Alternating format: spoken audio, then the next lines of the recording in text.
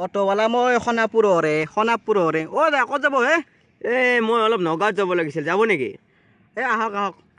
বলক